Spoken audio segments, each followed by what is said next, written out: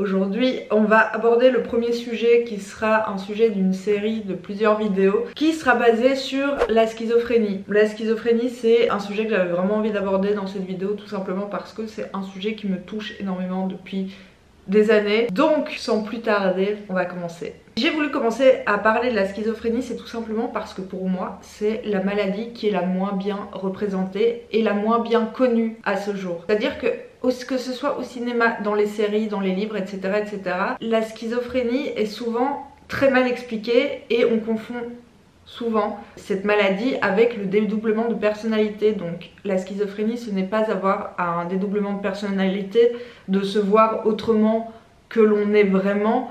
La schizophrénie, c'est principalement entendre des voix, avoir des hallucinations, des délires psychotiques, etc. Ce que je vous expliquerai plus tard. Quand on parle de schizophrénie, en général, c'est la maladie qui effraie. C'est la maladie qu'on attribue aux sociopathes, aux serial killers. C'est la maladie où on traite les gens de fous, de dangereux, etc. C'est le schéma qu'on va essayer de briser aujourd'hui et de comprendre ensemble. Alors tout d'abord, la schizophrénie est quand même une maladie mondiale, c'est-à-dire qu'elle touche des gens partout dans le monde. On y a à peu près 0,7% de la population mondiale qui en est atteinte, donc c'est quand même pas mal. Pour commencer, pour parler des symptômes, je vais vous mettre un petit schéma ici. Il y a d'abord les symptômes dits positifs. Tout d'abord, ça peut être des hallucinations, que ce soit auditives, sensorielles, visuelles, etc.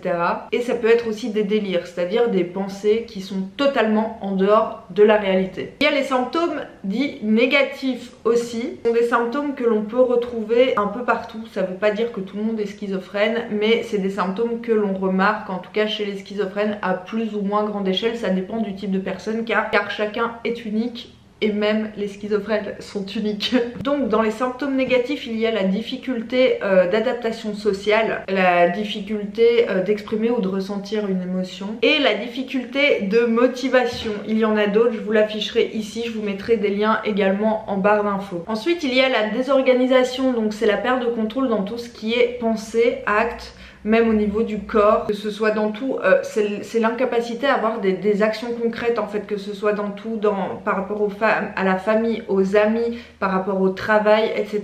C'est être totalement désorganisé et incohérent dans ses actes ou ses propos. Évidemment, tous les symptômes sont variables et du coup, ça fait qu'il y en a qui sont plus ou moins touchés par d'autres symptômes. Du coup, tu vas me dire, mais quelles sont les causes de la schizophrénie? En fait, le pire, c'est que les causes réelles de la schizophrénie ne sont pas encore vraiment connues. On a des pistes, on a des idées, on a des choses qui correspondent l'une avec l'autre, mais il n'y a pas de véritable cause, en tout cas pas encore connue. Du coup, des chercheurs ont remarqué qu'il y avait un facteur génétique possible. On suppose que l'environnement pourrait déclencher la situation, entre guillemets. Il se pourrait toujours également que des enfants ayant eu une carence affective ou des problèmes dans l'enfance, etc.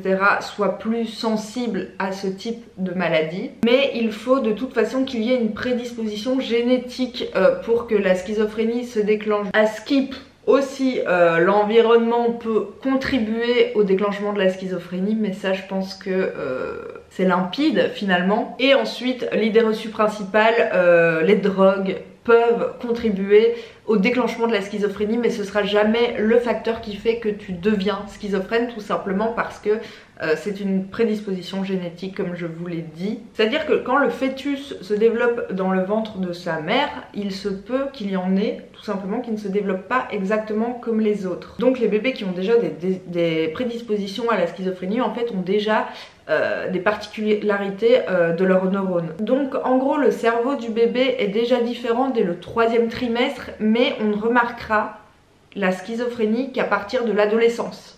Parce que du coup, l'adolescence, c'est à partir de ce moment-là où on commence vraiment à être confronté au monde, à avoir ses propres réflexions, à se rendre compte du monde qui nous entoure, des gens qui nous entourent, à vraiment avoir une capacité à réfléchir de manière plus profonde qu'un enfant qui lui a les idées qui partent dans tous les sens, etc. et qui est pas encore apte à comprendre la plupart des choses, si je peux dire. Du coup c'est là qu'on va parler du pruning. Alors qu'est-ce que le pruning? Le pruning c'est un moment où en fait le cerveau coupe certaines connexions inutiles entre guillemets entre l'enfance et l'adolescence. Par exemple, comme je vous ai dit, les enfants ça part dans tous les sens, ça pense à jouer, ça pense à machin, nana. Et au bout d'un moment quand t'es ado, le cerveau va lui-même faire des sections en se disant bon, savoir lire, savoir écrire, savoir manger, savoir me comporter en société, ça c'est utile, je garde. Par contre, jouer à la marelle ou la dispute que j'ai eue avec Vanessa 4 ans quand j'étais en maternelle, c'est pas utile, je zappe, je sectionne. Et en fait, le problème des schizophrènes, c'est que le cerveau n'arrive pas à faire cette section correctement. Et du coup, le cerveau coupe n'importe comment et du coup ça crée un sacré bordel. C'est là que les symptômes négatifs vont se réveiller. Donc pour rappel des symptômes négatifs ici. Du coup à partir de là c'est le moment où la descente aux enfers commence si je peux dire et que le cerveau va continuer à se fragiliser tout au long des années jusqu'à un moment, que ce soit un gros coup de stress, que ce soit un traumatisme, que ce soit une mauvaise nouvelle, que ce soit quelque chose de choquant ou une prise de drogue, enfin un élément déclencheur va faire que la schizophrénie va exploser. Du coup, quand la maladie explose, ça s'appelle une crise psychotique. C'est là que survient généralement les hallucinations auditives, visuelles, sensorielles, les voix qui parlent dans ta tête. Et clairement, quand ça arrive, t'es pas prêt. T'es pas prêt à ça, donc tu pars dans tous les sens, tu comprends pas ce qui t'arrive, etc. C'est là, en général, si tu es entouré, ou du moins si tu es avec ta famille ou tes proches, que tu vas avoir ton premier diagnostic. Si on regarde bien, en vrai, les personnes schizophrènes, pour moi, c'est quand même des gens qui sont juste plus sensibles que la moyenne parce que ils sont sujets au stress donc plus facilement et c'est à ce moment-là que leur crise se déclenche ou que leurs symptômes se déclenchent. Donc tout au long de leur vie, dès qu'ils auront un petit coup de stress, dès qu'ils se sentiront mal dans leur peau, dès qu'il y aura quelque chose qui ne leur convient pas, ça pourra les faire switcher entre guillemets. Quand je dis switcher, c'est pas forcément en mal, comme je vous ai dit, on a souvent peur de la schizophrénie parce que c'est une maladie très peu comprise. C'est une maladie qui est mal expliquée, mais quand je dis switcher, c'est surtout par rapport à eux-mêmes dans leur cerveau parce que finalement ça se passe de eux à eux et le dommage collatéral c'est les autres parce que on se retrouve souvent impuissant face à une personne en crise, on ne sait pas comment l'appréhender, on ne sait pas comment l'aider, on a souvent une sensation d'échec aussi, qu'est-ce que j'ai mal fait, pourquoi il est comme ça, qu'est-ce que j'ai raté, machin, et du coup on en vient dans une sorte de culpabilisation qui nous provient tout droit de l'ego finalement parce que quand une crise psychotique arrive, c'est pas à nous qu'il faut penser mais c'est bien à la personne schizophrène qui a besoin d'aide. C'est pour ça que si la maladie est bien prise en charge, est bien expliquée aux familles, qu'il y a des accompagnements pour le patient mais aussi pour la famille parce que c'est hyper dur d'être confronté à ça dans une famille où un membre est schizophrène. C'est très compliqué parce qu'il n'y a pas d'explication rationnelle entre guillemets et surtout il n'y a pas vraiment de solution. On ne guérit pas de la schizophrénie, on vit avec toute sa vie. Par ailleurs, comme je vous l'ai dit, si la maladie est prise en charge assez tôt, qu'il y a un suivi, qu'il y a un traitement, la personne schizophrène peut arriver à vivre avec ses symptômes.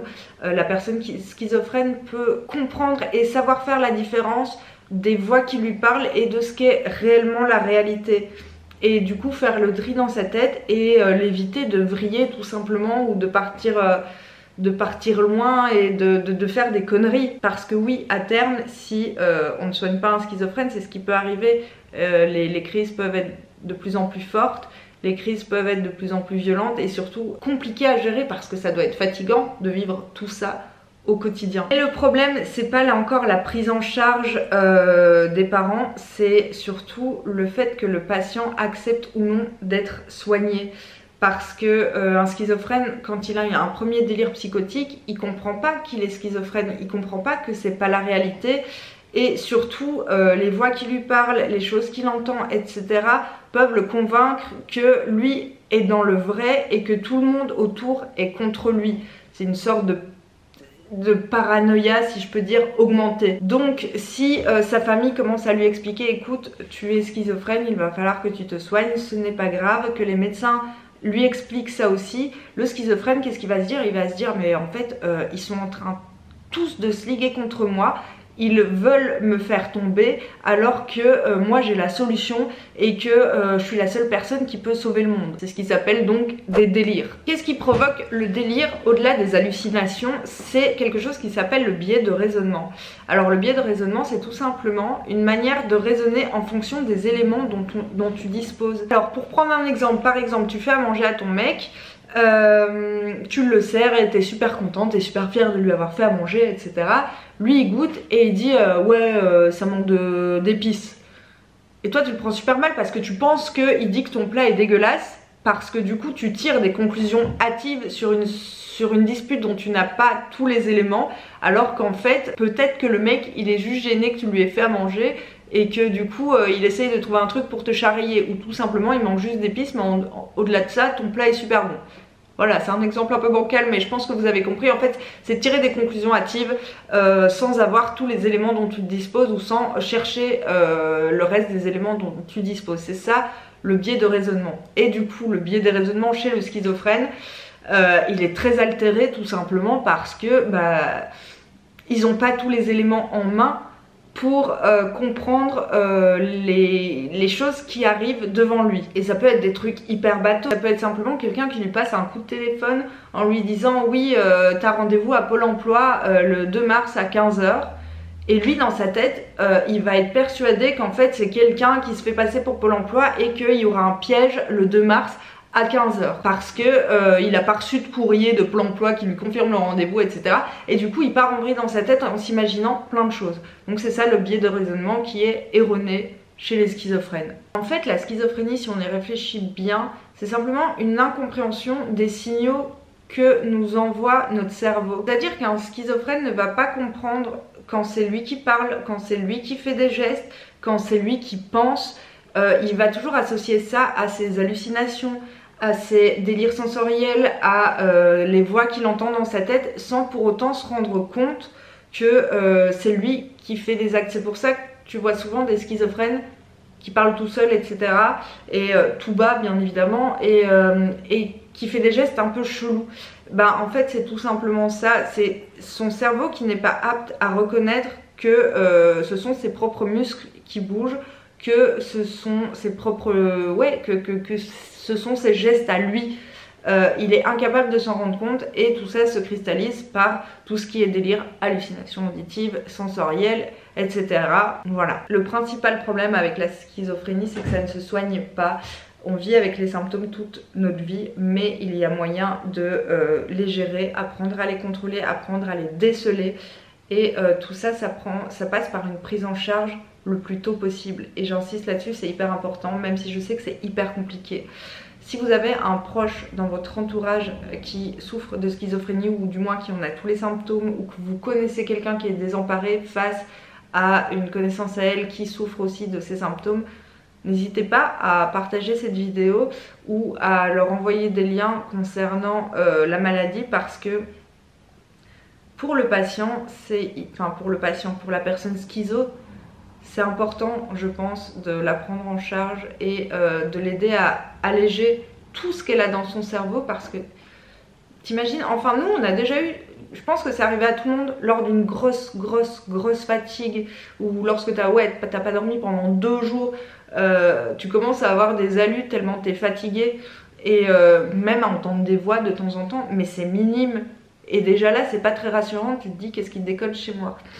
Chez les schizos, c'est tout le temps, et eux n'ont pas la faculté de se dire qu'est-ce qui déconne chez moi. Ils finissent par penser que c'est normal et que c'est eux qui détiennent la clé, et qu'ils ont une sorte de mission divine parce qu'ils sont en plein délire. Mais ça doit être épuisant au quotidien, surtout face au dégoût que peuvent éprouver certaines personnes face aux schizophrènes, face à l'incompréhension, face à la lassitude d'avoir quelqu'un de schizo dans sa vie, face à tout un tas de gens qui te renvoient du négatif parce que ils ne te comprennent pas et et qu'ils sont perdus face à ce que toi tu ressens, ça doit être épuisant. Ça plus les symptômes, j'aimerais pas être à leur place. Donc si jamais vous avez quelqu'un dans votre entourage ou quoi, n'hésitez pas, je vous mettrai des liens qui expliquent plus la maladie en détail, parce que là c'est qu'une vidéo YouTube, j'ai voulu aller à l'essentiel, mais il y a encore beaucoup de choses à dire sur la schizophrénie. Donc voilà, n'hésitez pas à aller lire des liens si ça vous intéresse ou si vous pensez que ça pourrait intéresser quelqu'un. Et j'espère que cette vidéo a pu vous aider, vous instruire.